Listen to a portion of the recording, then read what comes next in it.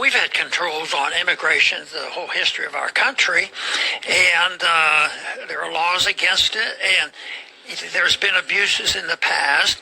But this last 5 years or so, or especially with the last administration, I mean, there was a policy that has to have been deliberate.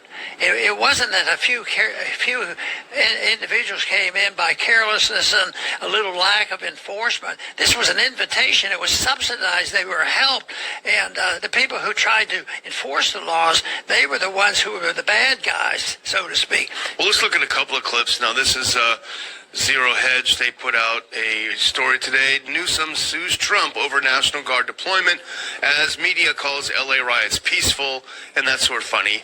I would definitely not call that peaceful, Dr. Paul, and I think it's funny that they do. If you go to the next one, you can see the symbol of this, if it is a color revolution, the Mexican flag being held up as things are burning in the background. Now, the thing I think we should ask in a situation like this where it's far from clear what's happening is who benefits. Who benefits from what's happening here?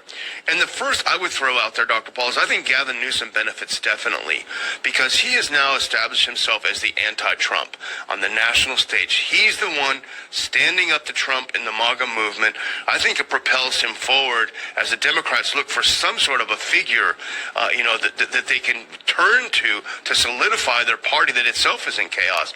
The other group I think that benefits Dr. Paul is tech tyranny, I think we can call them, which is this sort of emerging big tech surveillance state that's a public-private partnership.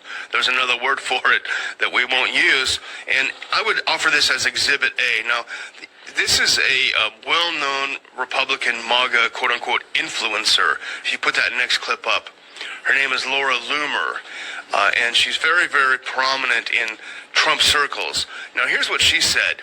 It's time to deploy Palantir to Los Angeles to deal with the illegals.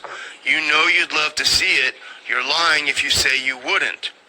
To which a writer and homeschool advocate, Brett Pike, wrote, is it safe to assume anyone using the events in LA to call for a 1984-style surveillance state is a subversive agent? And I think a lot of people would agree with that.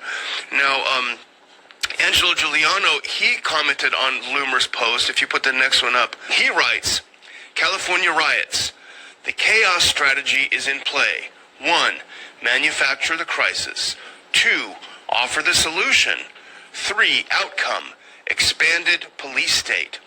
Deploy agent provocateur, use operatives to amplify demands for more cops, more surveillance, and more control. I think that's a pretty fair analysis, a pretty fair supposition for who's going to benefit from this, the surveillance state.